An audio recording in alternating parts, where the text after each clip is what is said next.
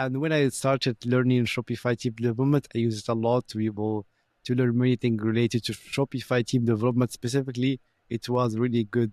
Yeah. So one thing that's funny is like Wes Boss was actually my teacher at the I coding boot. think it is special about Shopify that people will stick with this platform and make a living off it. Because it's hard to code switch. So I think the clients are a lot better. Shopify as a platform is just growing dramatically. Someone that is coming from WordPress will not have an idea about what is a meta field definition, for example. Want to have to look for instructions or remember to keep the instructions that came with the product. Like just put that information on the product page so then people will go back. So then people will continually go back to your site. So you just, it's kind of our job. So we can work from anywhere. We just need a laptop and good internet, and that's it. Yeah. Welcome, guys, to Yalla Let's Code podcast, a podcast where I interview software engineer to share their entrepreneurial story.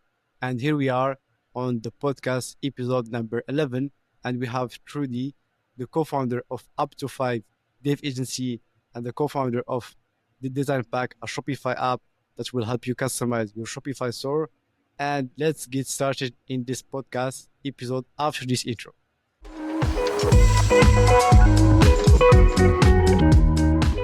Trudy, can you introduce yourself to the audience? Yes, I'm Trudy, and I have been running an agency called Up at 5 that does Shopify development for about 9 years.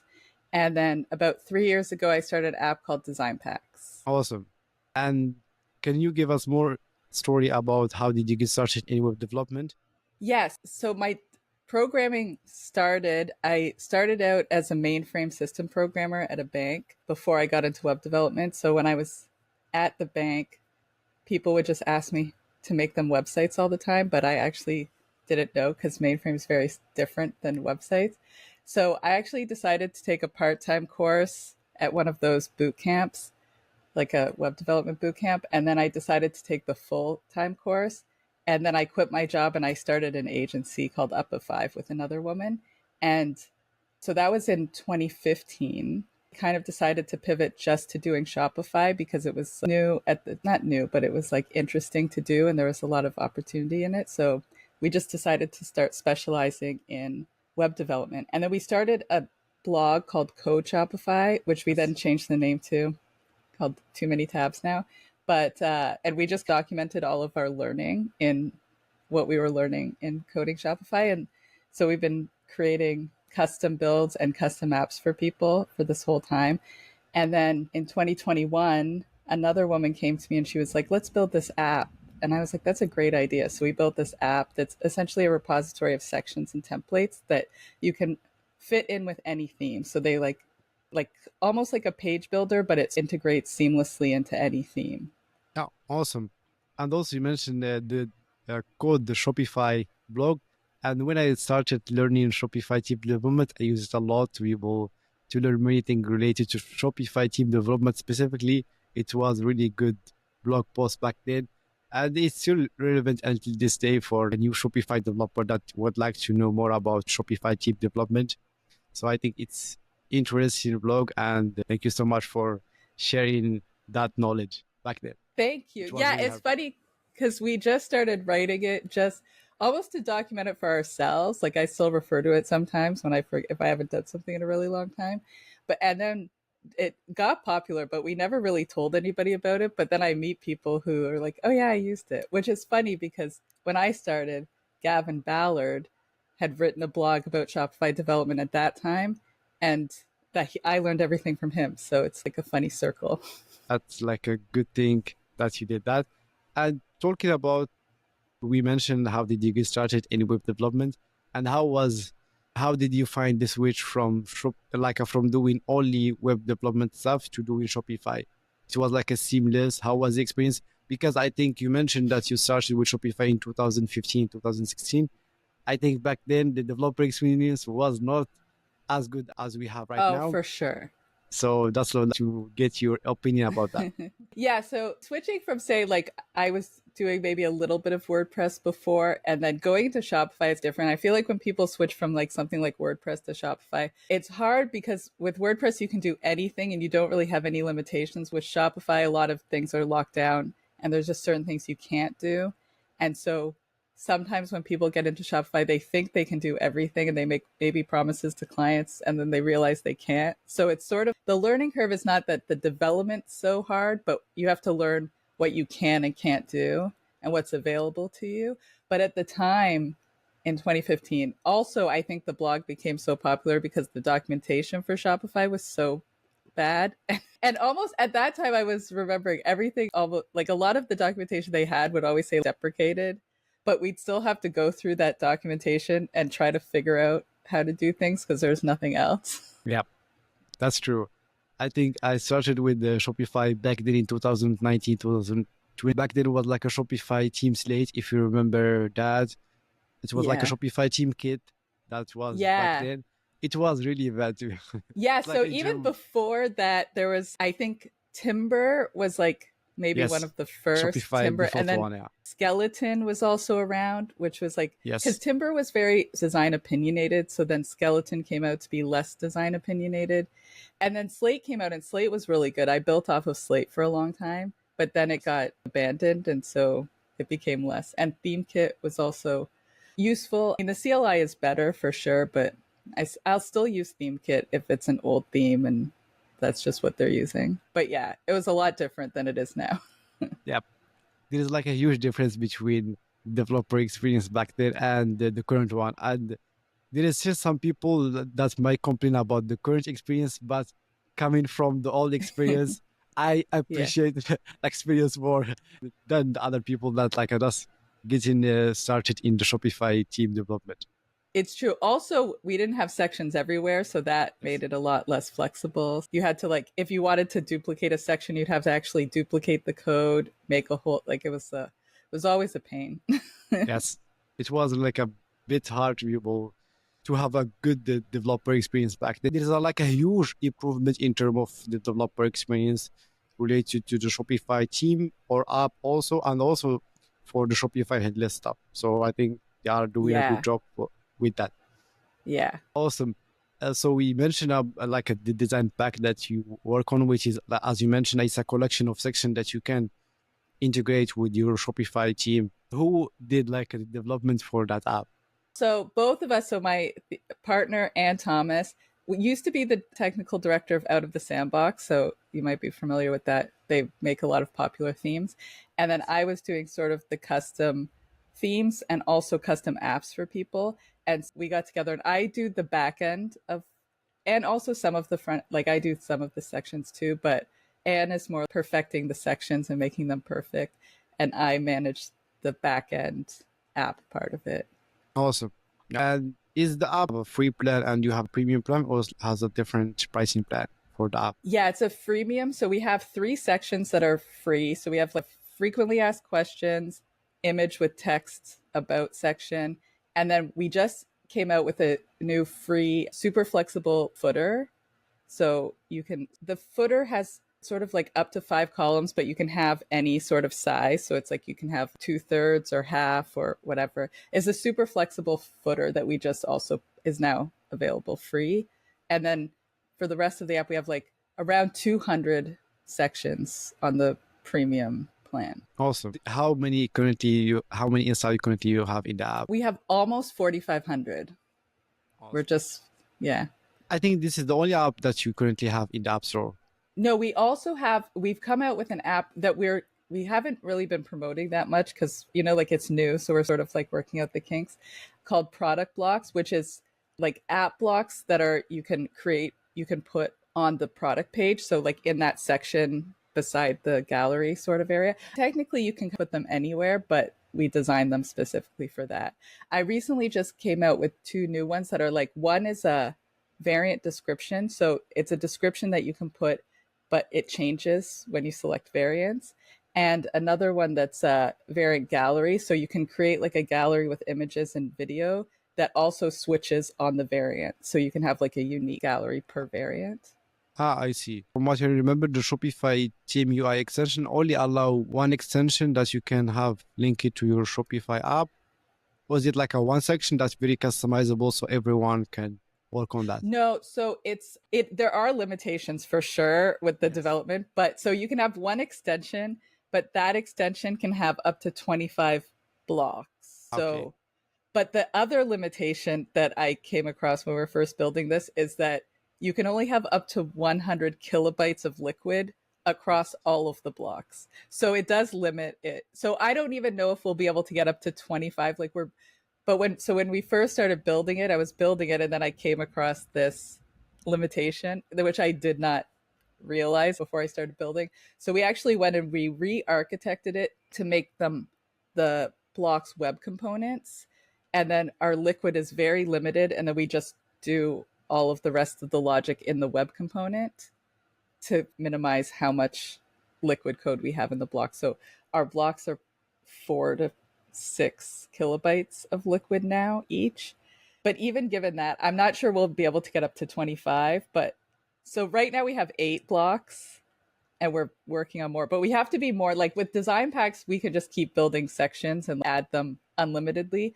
But with this, we have to be more cognizant of what we're building. In a way, we're building things even more flexibly, hopefully, like the variant gallery. You can have it either as a slider or a grid, or you can have a light box, like it has all the features in it because we don't want to have to make different ones. And then we have like image with text or like, like icons with text call out section, which I think I'm going to make a lot more flexible because people ask for variations on it. And we do it because, again, we put in the custom CSS. So if somebody wants a variation, we just add a little custom CSS, usually works. But I might just add them as options as well. Makes sense. Yeah. I But think yeah, it's limiting. It seems yes, like a harsh limit. because I come across this limitation before, and I would like to know, is there like another possibility that I can bypass this limitation? So I was talking to an actual developer at Shopify, and apparently this limitation is like a legacy limitation that was implemented before the idea. Like it just like one of those technical debt, now they're stuck with it type of things. So I don't know if it'll ever be resolved, but Who knows? yeah, but it's very strict. Yeah, that's really good point that you mentioned that. So currently you mentioned that you have design pack and this product catalog, and you are the co-founder of Up to Five, which is a Shopify dev agency. And I Yeah. listened to the podcast that you did with the Syntax FM. Oh yeah. Uh, and Wes boss, he mentioned something that I resonate with. There's like a lot of people that do in Shopify that do only Shopify. They are like a built-in only Shopify team. There are even like a people that are just doing Shopify team. They don't like a do Shopify app or integration. What do you think it is special about Shopify that people will stick with this platform and make a living off it? Yeah. So one thing that's funny is like Wes Boss was actually my teacher at the coding boot camp, which I think is funny because people like he's so famous. But so I think the reason why we switched to just doing Shopify for us is because it's hard to code switch. So it's as a developer, you constantly have to think about a lot of things. And if you're switching from like WordPress to Shopify or all different platforms, it gets really hard to keep all of that track in your head. So for one thing, I think it's good to focus just to be really good at one thing rather than just okay at a lot of things. But specifically for Shopify, I think the clients are a lot better because the clients are actually making money off of your work. So it's a lot easier for them to justify paying you when it directly affects their bottom line as well. I think that's probably one of the biggest things. And if you're just making something for WordPress or something for that they're not necessarily making money on, they're going to be less willing to pay for it, or like they want to get the cheapest option. Whereas if it's the crux of your actual business, then you're probably going to be willing to pay for it. So I think the clients for Shopify are a lot better. And then Shopify as a platform is just growing dramatically. I feel like just pre-pandemic, they had like 800,000 stores, and now they have like 2 million stores or something. So it's just growing dramatically. There's always a lot of clients. And specifically when it comes to development, I still think there's like probably more work than actual developers doing it. There's like sometimes when we're too busy, we can't even find other developers to help us.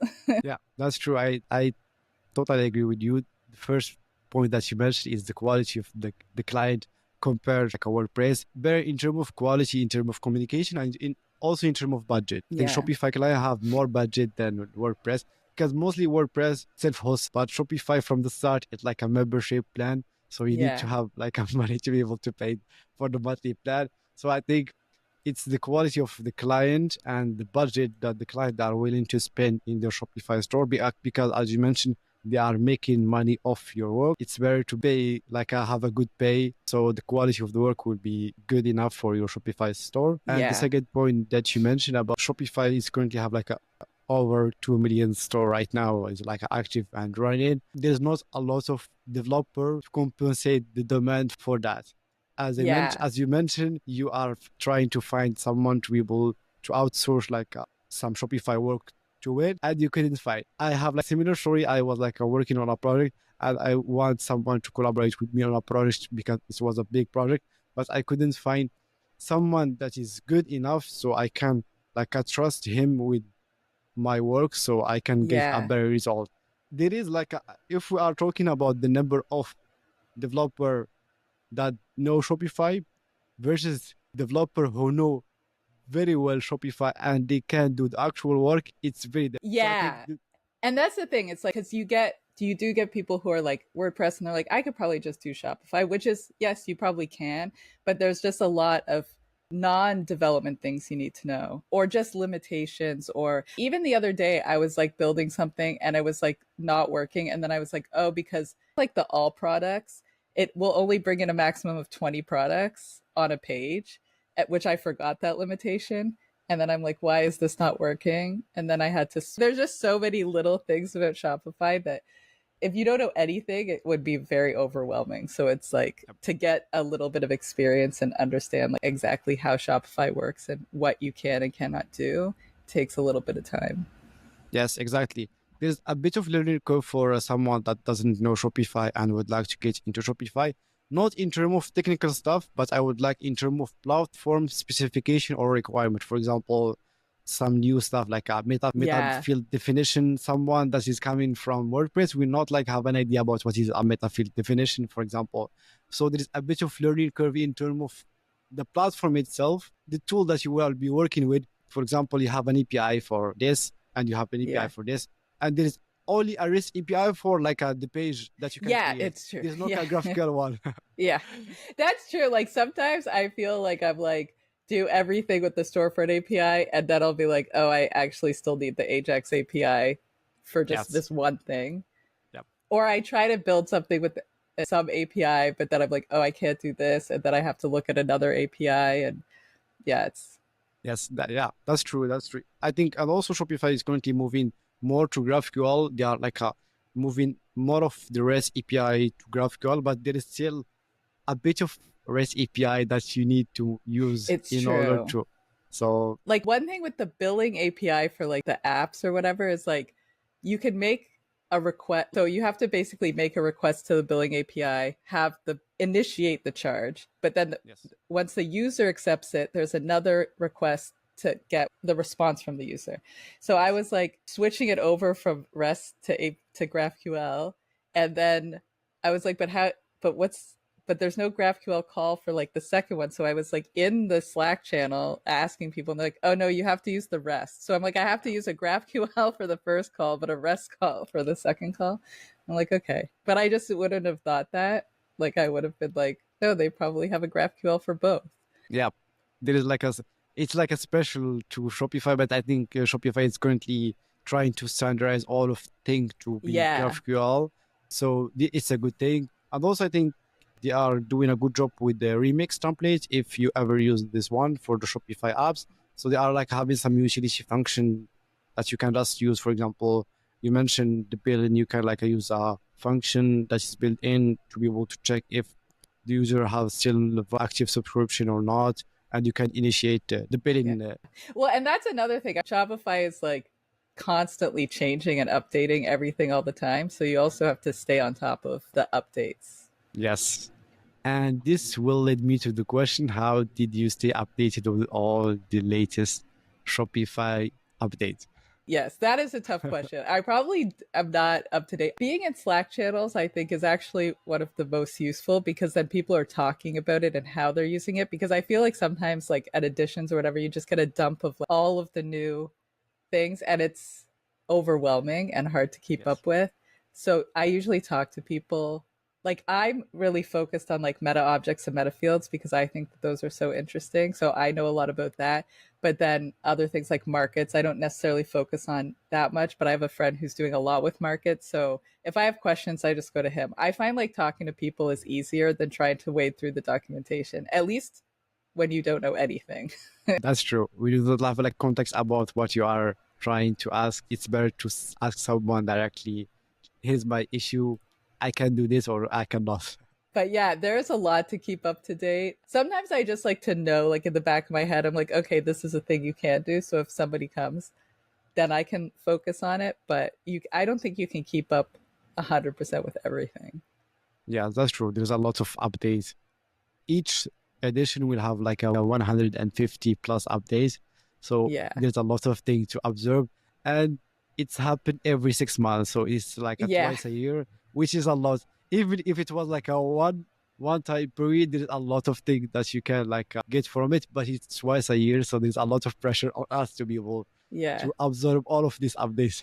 The other thing that kind of can be confusing too is like they'll announce some updates, but then a lot of them aren't necessarily like they're coming, they're not necessarily live, or you can test them out on Yes. a dev store, but you can't put them on a live store yet. So sometimes you're like, oh yeah, we can do that. And you're like, oh, not yet, but it's coming. Yeah. Yeah. That's true. You will get excited, but after that, you will get frustrated because you cannot have it in a live store. So you have been in the Shopify edition event, but we didn't meet, Yeah. unfortunately. I would like to get to how was your experience? If it was like your first Shopify event, and how was the experience meeting over 1,000 developer in the Shopify ecosystem? Yeah, no, it wasn't my first event. So I think I went to the first event I went to was Unite in 2018. So that was like nice. It was in this small venue called Brickworks and it was very tight knit. And you had a chance to talk to almost everybody there because there was, I don't know, I'm not good at estimating people, but maybe like 250 people or something. And then the next event I went to was 2019, which was also in the Enercare Center, but it was like there's way less people. So it seemed more empty because it was such a big space but so few people. So Yes. this one was like so overwhelming. I feel like it was like huge and there were so many people and I didn't even talk to people that I specifically had talked to beforehand that we were going to see each other at Unite but our editions, but at the time it was such a big venue that even if you tried to meet up with people, like trying to find people would be difficult. But it was very Yeah, exciting. It was fun. that's true. I feel the day of the edition was like a two-pack, and I think it felt more than a day for me. Than it was like a 3 days worth of Yeah. meeting in one day. It's like Yeah. complete of 3 days. It's true because I got there at 6:45 a.m. and Yeah, probably went home at 1 in the morning. So it yeah. felt yeah. It's a big day. It's a long Yeah. one. Yeah.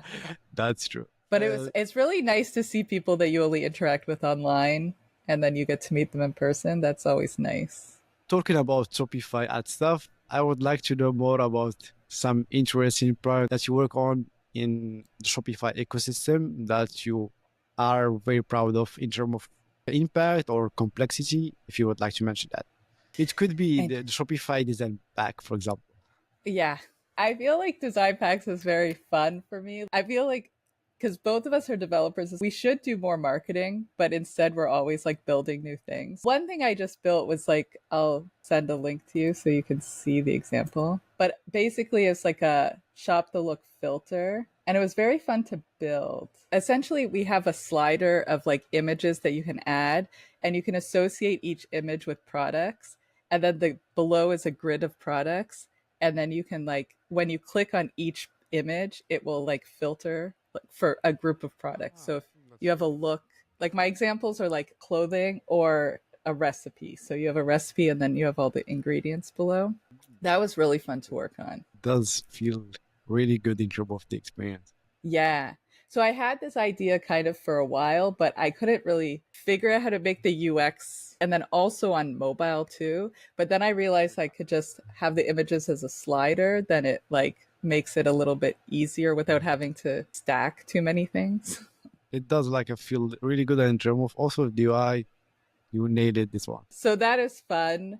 I'm working on a few other things. Like, I feel like what we realized, like when we first started building design packs, we thought that people would want things that were like specifically design opinionated because a lot of themes are design opinionated to a certain degree. But when we started, people like just started asking for very generic things. Like somebody asked for like just basically a grid of images that could link to places. And I was like, well, that's, you think that every theme has that, but I guess they don't. So we just built it, but we made it super flexible. And then we realized after that, like that became our most popular section. And we're like, oh, people just want something that's like really, really flexible. So that's how we started building. So we have a lot of generic things that are very flexible, like a banner that you can have a separate image for mobile, and you can like, there's a ton of settings that you can make it look exactly like what you want. But I also really like working on things that are like complex. Like this is a little bit more complex. And with now with meta fields too and meta objects, we're working actually on making them meta field ready. So basically if you put them on the product page, probably the product page, any page, but probably the product page, and then you can connect them to meta objects or meta fields. But if for some reason that product doesn't have any, the section just will disappear. So it won't look broken. It'll just like not exist anymore for that product. Because I do like a really complicated product page. Like I like a really robust, long product page with like all of the information there, because I feel like sometimes people just come to the product page and you don't really want them leaving the product page because you want them to purchase something. So if you can have all that information on the product page, but yeah, so making them sort of meta field ready is like more of it's more exciting for developers than for random people. Yeah, you mentioned like the product page. It's one of the most important part because this is where people would like to buy or not your product. So Yeah. you should put a lot of care into this part of your Shopify store or like a store in general. You should put a lot of care and put a lot more like a unique stuff so people will grab their attention and they will buy something from you. It's true. I have two thoughts on what the first is, because oftentimes people will just show up because if you're advertising on, say, social or something, and people click in, they're probably just going to the product page. So the homepage is also important, but they won't see it necessarily. And once they're on the product page, you don't necessarily want them leaving the product page. But I think there's also an opportunity to just put instructions, because I think if I have a product and I don't want to have to look for instructions or remember to keep the instructions that came with the product, like just put that information on the product page so then people will go back. So then people will continually go back to your site. So you just, it's everything depends on the product, but just having all that information on the product page will keep It does people make, coming back and keep yeah, people there. yep, that's true. And maybe if people are coming back to the product page, they might have like a similar product that they are interested to, or they can go Yeah. back to the homepage. So the product page should be a good reference. Also, you can have that in your packaging, a QR code, link back to the Yeah. product page or something like this. And then be like, okay, the instructions are here. And if you can have instructions per variant or whatever, like, and then also have related products. So then people will maybe see other products. Yeah. I feel like so maybe the most important. I know the homepage is also important, but the product page is very important. I agree with you because I think this one, especially like instruction for in the product page, I saw that in IKEA because I got a lot of furniture from IKEA. And Yeah. when you are trying to be able to assemble some stuff, you will go back to the product page, like a drop down menu with instruction that you will have like a PDF or something in there. And it makes it easier, because trying to look up instructions for something like on the web, like on the internet, just in general, maybe it's not the right version, whatever. But if you can just go back to the source of the product page, you're like, this is the product I bought. Here's the information I need specifically. So I think there's so much opportunity that people like. Sometimes I go to people's product pages, just like the gallery, a little bit of information and the thing. I'm like, you could do so much though. There is always like a room for creativity and improvement in the product page. So I think we mentioned interesting stuff, and I would like to know, do you have like a Shopify team in the Shopify team store? No, I don't. So based on your experience working with the Shopify team, and I think you have more insight about the Shopify team that currently exists, what do you think about the Shopify team store?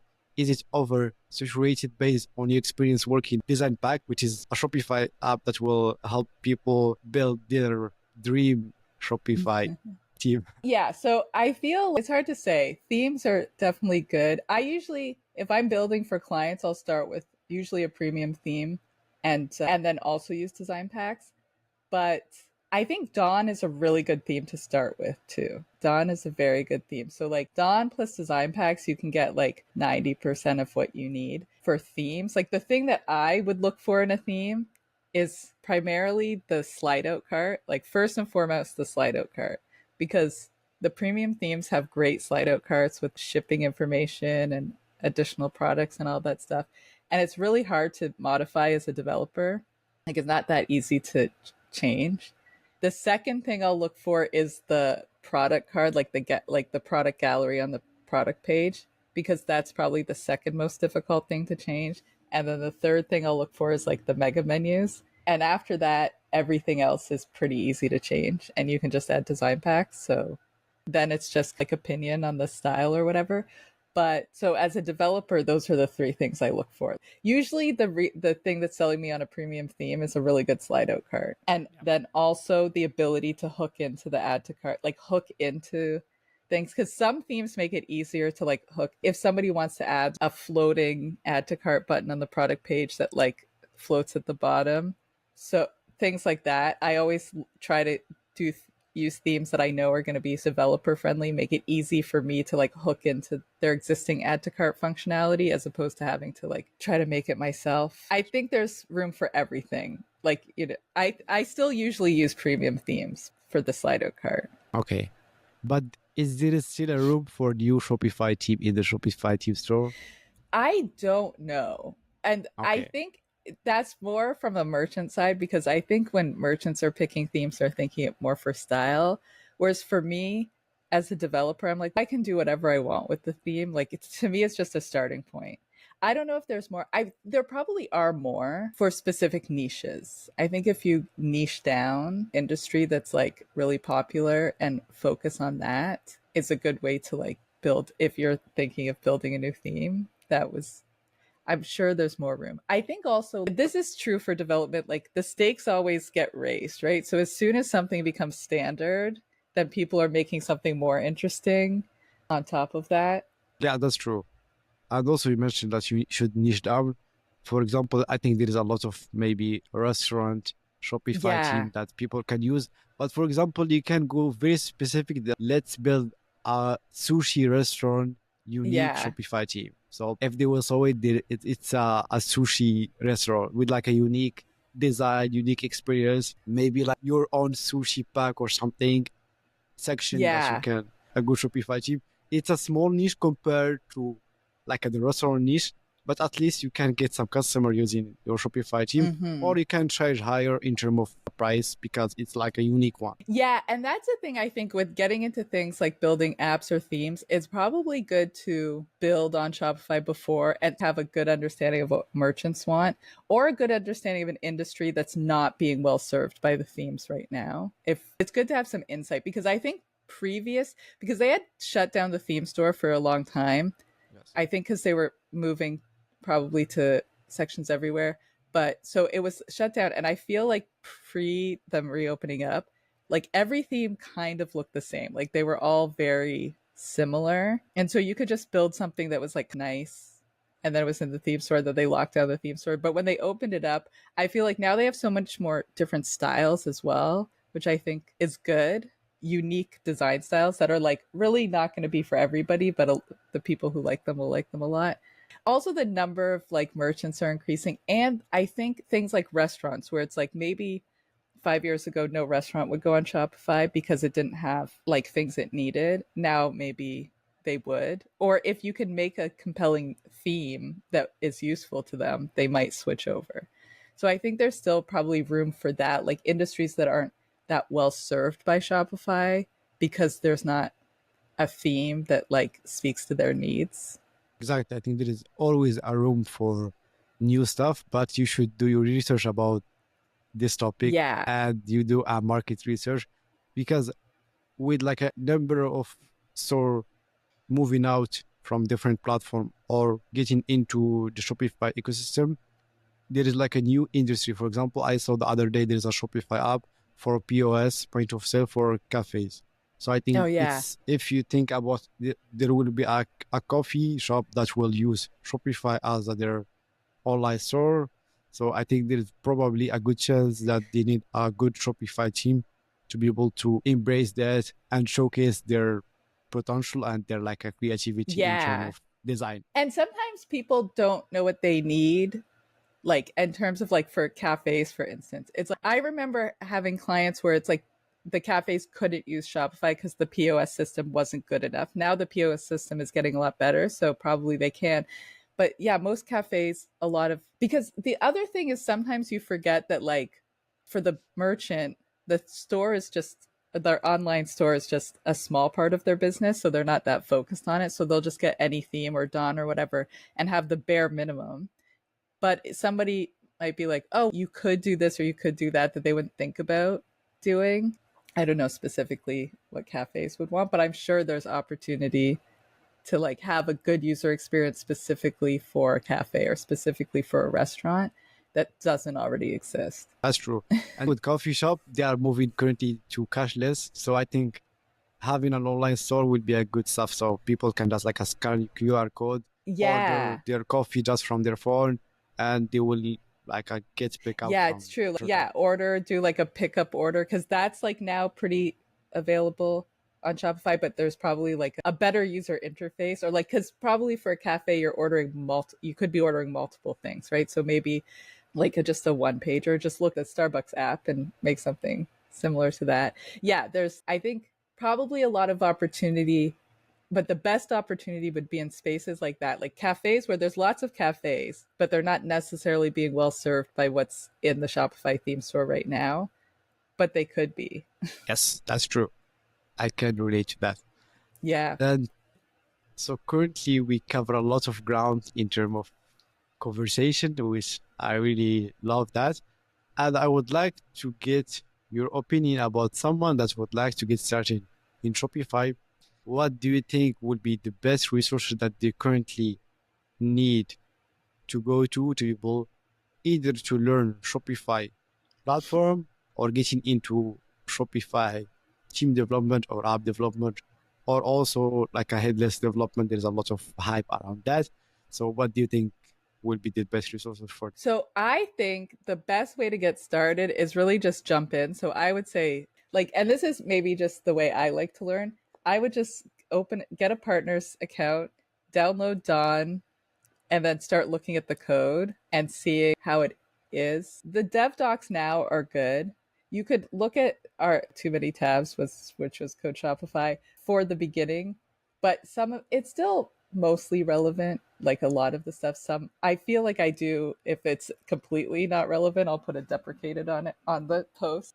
But mostly just understanding like the theme structure, right? Because there's a very specific like folder structure. When I'm learning something, I like a finished product that I can break down.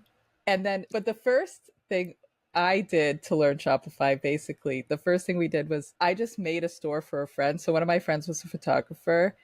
And so I was like, can I take your photographs and then put them on iPhone cases and just make a store? So I just hooked up drop shipping, made a bunch of iPhone cases with his photography, and then just made a store like from scratch. After I did a tutorial on actually how to make a store, and then I just made a store from scratch. So what I would do now is I would take Dawn, look at how it was built, and then I would try to make my own store based on Dawn and see how far I got. And definitely I think that sometimes I would never recommend making an actual client shop from scratch because you're missing Dawn. Just start with Dawn or something. But if I was just wanted to learn, I would like start with Dawn and then I would build my own theme using Dawn as a tutorial because I just like to see the code that's already done. Because I've seen a lot of, sometimes I'll have a client and they'll be like, oh, we want to rebuild the theme or we want to do something. Like I saw one client literally, I don't, it was funny. Literally, their whole theme was only built in the index. And basically, they just had an if statement around it for each page. So it'd be like, Yeah, if the template equals product, this code. sure this. If the, Yeah. and I was like, this is insane. Like, it's so technically, I guess it works, but it was like, Yeah, Why? because there's definitely like, and I like Shopify for the like themes for the fact that there is a very strict structure. Because anytime you go into any theme, it follows that structure. Apart from these odd ones that are built randomly, so just That's true. understanding the structure, getting maybe Liquid is pretty straightforward. The problem with Liquid is that it doesn't necessarily follow a lot of, if you're a programmer, uses weird information. Like the index starts at one that you have to watch out with for Liquid, or like trying to make an array in Liquid. That is, I think, by far the most popular blog post I ever wrote, which was just how to make an array in Liquid because it's so convoluted. So those little things for Liquid, I would say go into Liquid with a very open mind and try. But I guess also the Liquid cheat sheet is very useful. That I have that open all the time still. Yes. Yeah, that's true. I used to have it always like open in my tab just in case I Yeah. need to look for something. And one of the most popular blog posts that I ever wrote was how to use JSON with Yeah. Shopify Liquid. It was back Yeah. then, it was really hard because I was trying to be able to parse some data in a meta field, but I couldn't get this data in the Shopify team. And I have to like look for Stack Overflow. There's no Yeah. like a back then, there's no ChatGPT. I cannot use it. So I like there's a lot of reading blog posts for here and there and trying a lot of things until I figure out how I can do it. Yeah, you should be open minded. This is how they do it. So Yeah. I should follow Yeah. them. Yeah. No, that's true. Yeah, it's always like the simplest things. Or even just one of my other popular ones was just doing a fetch call to the storefront API, but just with fetch. Because I feel like every time I would like look up like how do you make a GraphQL call, it would be like, well, you have to get like Axios or this or that or these other tools. And I'm like, what if I'm just in an HTML file? I don't have a whole build tool. And then I was like, oh, you can do it with fetch. So I wrote that article because I was like, I needed this article. That's usually why I write blog posts, because I'm like, because I couldn't find anything, and then I Yeah, end up spending like a week or two trying to figure something out. it's But yeah, true. Like people will appreciate that very specific blog post, more a general one. For example, let's build a Shopify app. It's like a very yeah, generic. But for example, how you can initiate a billing session in a Shopify app build using Python, for example. This yeah. very specific one will do more than like a general one. Yeah, I know. And I feel like also when we started writing Code Shopify, I was like, specifically, this is a tutorial for developers who want to learn Shopify, because I didn't, because sometimes I feel like tutorials are either like the most basic, they're like, this is how you do something, and it's like the most basic thing. And then the next tutorial is like the most complicated thing. But there wasn't like a really middle ground for like, how do you just get, because usually a developer, like if you get, there's like a certain level where then after that you can figure it out. But I feel like the intro ones are, they don't take you that far. So I specifically didn't want to have to worry about like people who don't know any development. I just wanted to be like, if you're already a developer, this is what you need to know about Shopify Yeah. specifically. Because yeah, also starting to write a blog post about your learning, I think is really good, as Yes. it, because it one helps you solidify in your mind what you're doing if you have to try and communicate it to another person. But it was also a way that we got a lot of clients in the first place. Like when we first started, before we had a lot of that we could show for, we had people were like, oh, you, we're like, yeah, we write a blog, like here's our blogs. And they're like, oh, you sound like you know what you're doing. That's true. That's true. I think I try to be able to mention that to a lot of people, especially if they are like, would like to get into freelancing. I try to just like document the process that you solve an issue. For example, you find an issue in a product, for example, how to do slideshow in a Shopify using Vue.js.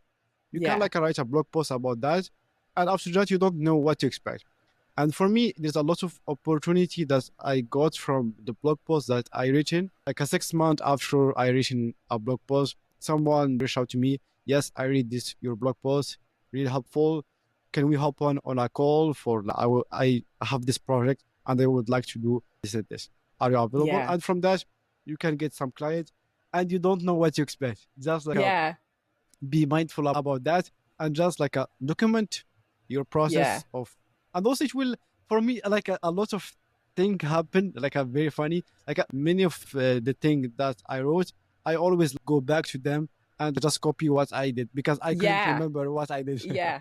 It's true. Like that's what really why we started. It was like I think a few of the things I was like, I'm not gonna remember. Like even the arrays in Liquid, I'm like, it's so convoluted that I go back to that blog post a lot. So when we started, it was basically to document things like, oh, this took us a week to figure out. I don't have to want to have to figure it out again. So I'm going to write it down. And then I Yep. just posted it. And the other thing that I find is interesting is like sometimes people will be like, well, I don't want to. They feel like if they tell people all of their secrets or if they tell people how they're doing things, that people like won't need them anymore. But I'm like, but that's not usually the case because I've had even other developers reach out to have work done because they're like, oh, we're working on this project and we know that you can do this because you wrote a blog post about it, but we just don't have time to do it. So then they pay me to do it for them. Even if people can do things, they'll still maybe pay you for it. Yeah, that's true. I think one of the complex projects I did for a Shopify client, the owner of the Shopify store was technical and he can do it, but he don't have time to, and he Yeah. hired me to do that. And also, Yeah. if you have this mindset that people will steal your secret, there Yeah. is another person that will share the same secret. So just Exactly. like Yeah. be the first one.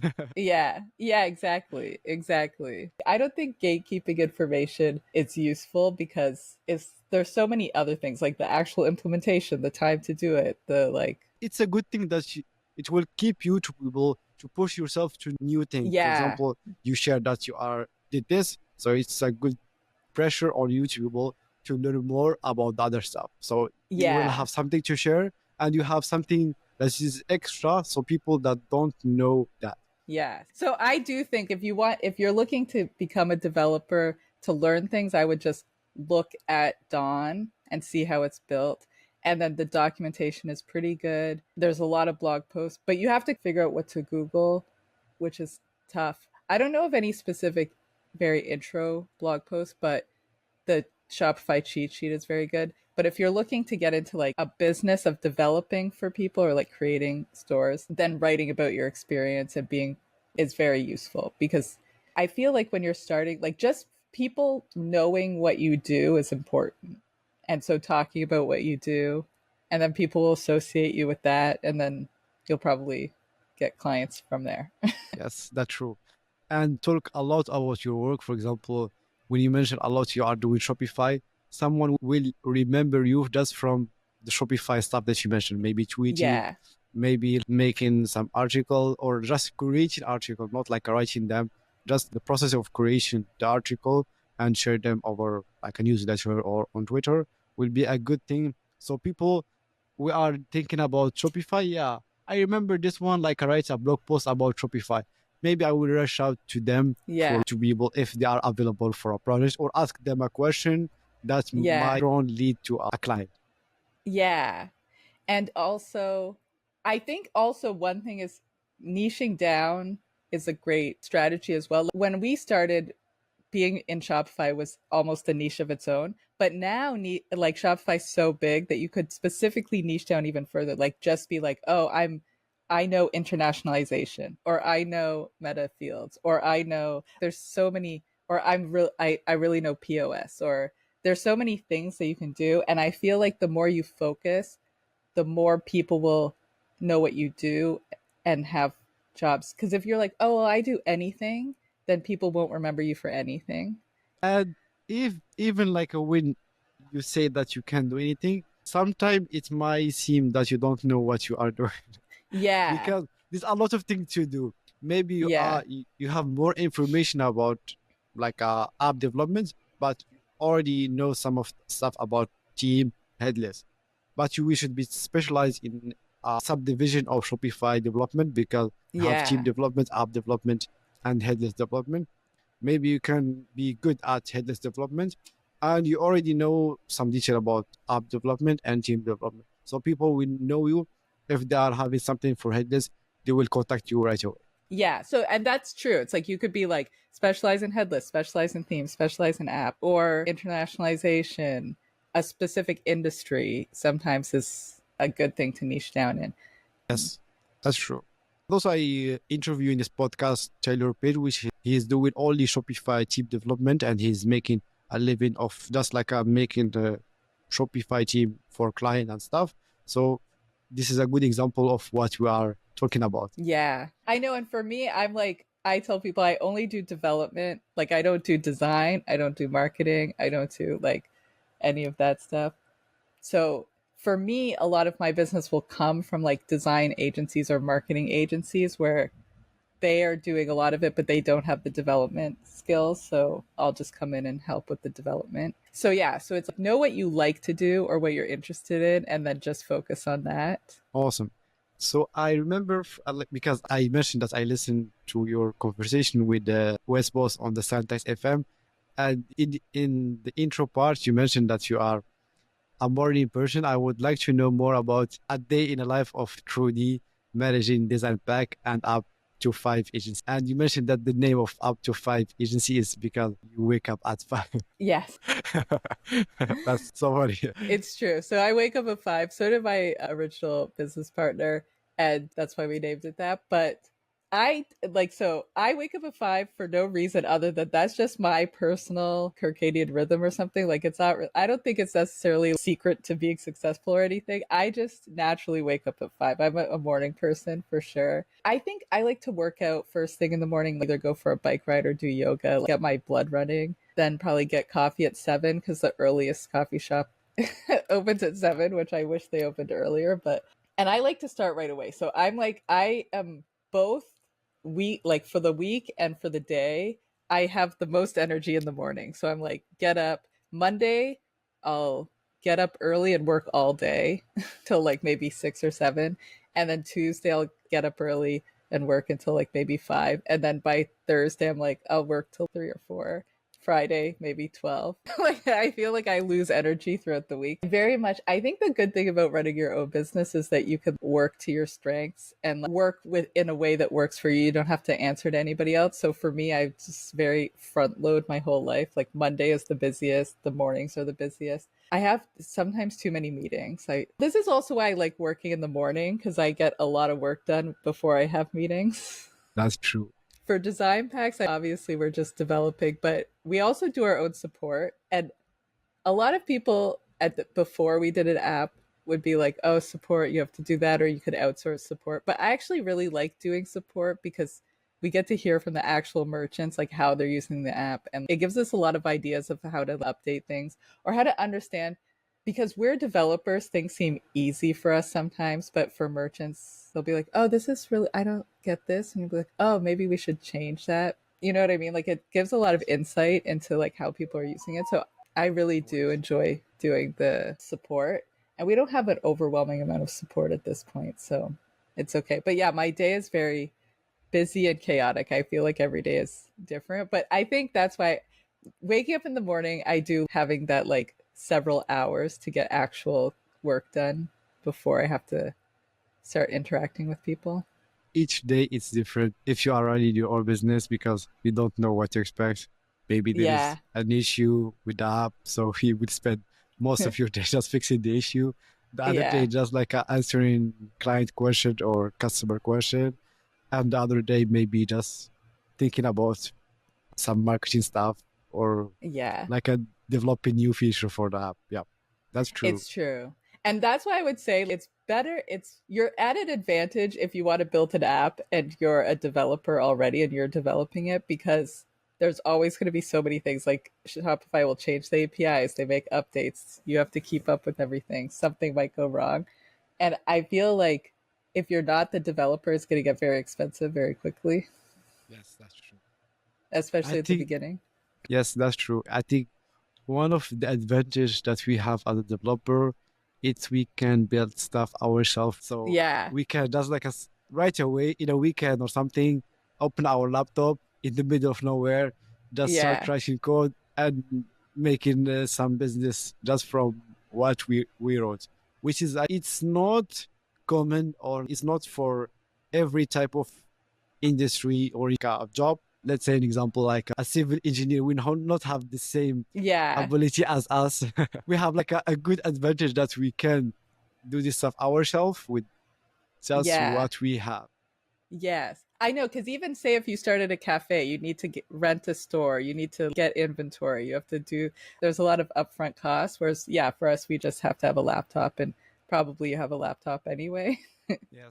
You don't even need that good of a laptop, too. Code's not like even designers need better laptops than coders.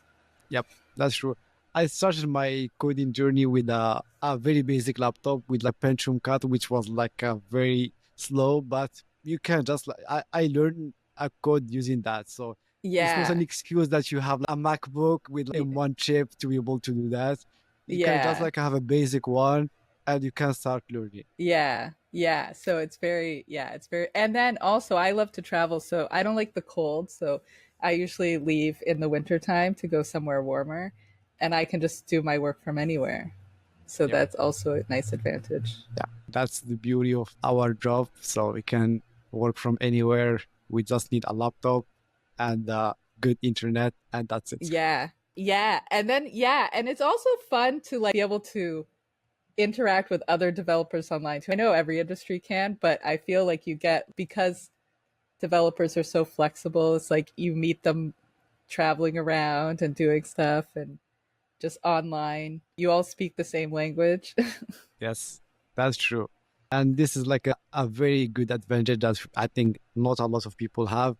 And I was like doing digital nomad part time. I have been to the Southeast Asia. I have been to Oh, nice. Bali, and I met like a developer in the middle of nowhere in a beach that is like a far away from the city, and you don't expect to like meet like a developer there. And Yeah. so this is a really good opportunity that we have these skills of doing web, and you can just bring your laptop Yeah. connection and go somewhere, and you will connect with like-minded people, people Yeah. working on different stuff, interesting stuff. So It's true because even as a when I was doing mainframe, it's like one, you can't buy a mainframe; they're like millions of dollars. Two, I work for a bank, so they're not going to let me just go anywhere because they have security issues. They need yeah, like a secured, I can't just work out of a cafe with yeah, unsecured Wi-Fi. the bank will be hacked.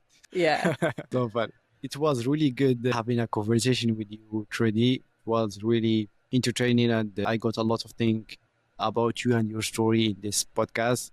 And I hope you have been good time having discussion about your story in the podcast. And you are the first female in the podcast thank mention you. that.